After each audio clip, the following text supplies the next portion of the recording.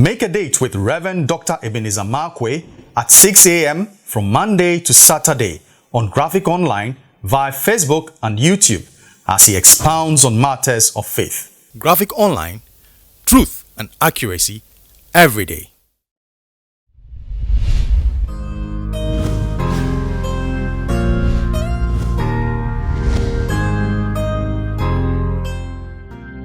Hello, this is Rev Dr. Ebenezer Markwei of Living Streams International. We meet behind the trade fair, behind the Zenith College, bringing you matters of faith with Graphic Online. Today I might want to break your heart a little bit. He doesn't answer our prayer. God does not answer every prayer.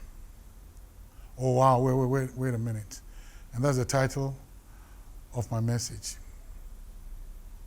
No answer for prayer. No answer for prayer. We have that notion that God must answer every prayer. And so sometimes, we go into all sorts of prayer. I remember somebody just annoys me and then I said, Lord, kill this person for me. The person is still alive and the person is still being blessed. Or sometimes, you are praying that God, do something for me, do something, and then you are praying, you are insisting, and then the answer doesn't come. It can be delay or it can be denial. And sometimes it is stark clear. This is denial. He's not going to do it. Yes, sometimes he's delayed. But there are other times it is total denial. I said, well, wait a minute. And that began to trouble me a little bit until I began to say the scriptures.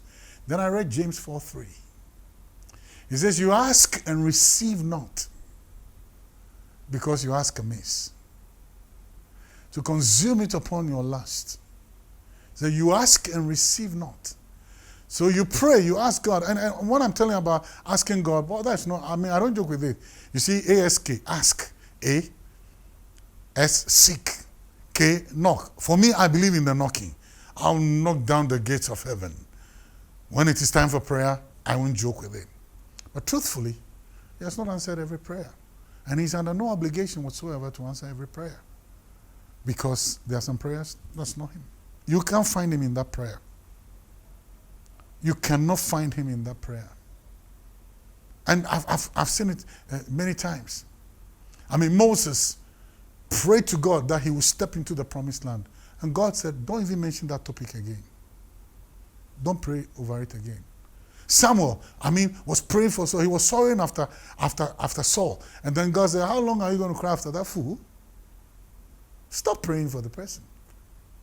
And now comes another thing. Jesus in the Garden of Gethsemane, when he prayed, Lord, if it be your will, take this cup away from me. Take this cup away from me. I thought that with thunder and lightning, that God would take away the cup. By the way, wasn't he the same person that when he said he was going to die and Peter said, you ain't going to die?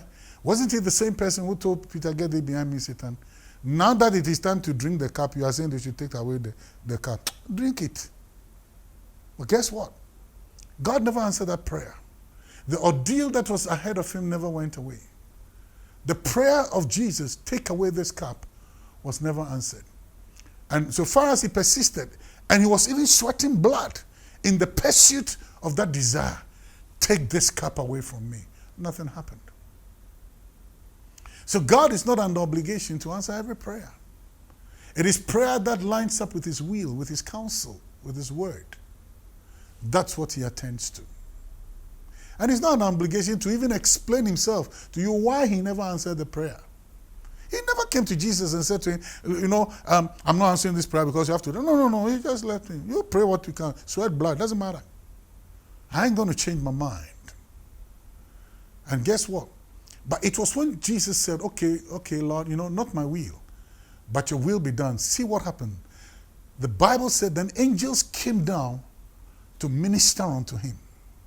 So when his prayer lined up with the counsel of God, when his prayer lined up with what God wants, when his prayer lined up with God's word, then angels came, and they didn't come to take the cup away from him. They came to strengthen him for the ordeal ahead. They came to strengthen him for the challenge ahead. So God is under no obligation to answer every prayer. He would answer what lines up with His word, and what lines up with His counsel, and what lines up with His purpose. That's it. Lord, I bind his car and I take his car and give it to me. And you get it? It's called stealing. You want to make him a thief? He ain't going to do that. He's under no obligation to answer those kind of prayers. And James summarizes it for us. James 4:3. You ask and receive not, because you ask amiss. So there are some prayers he ain't going to answer. Not because he doesn't love you. He loves you enough not to answer that foolish prayer. Because that prayer is going to destroy your purpose. And that prayer is going to destroy your destiny. If Jesus, the cup was taken away from Jesus, where would you and I be? So his purpose overrules the prayer. His purpose overrules the prayer, and his purpose overrules his praise. So guess what? Pray according to his purpose. Pray according to his word. And you'll find out that you'll get results. See you the next time. Pray for me.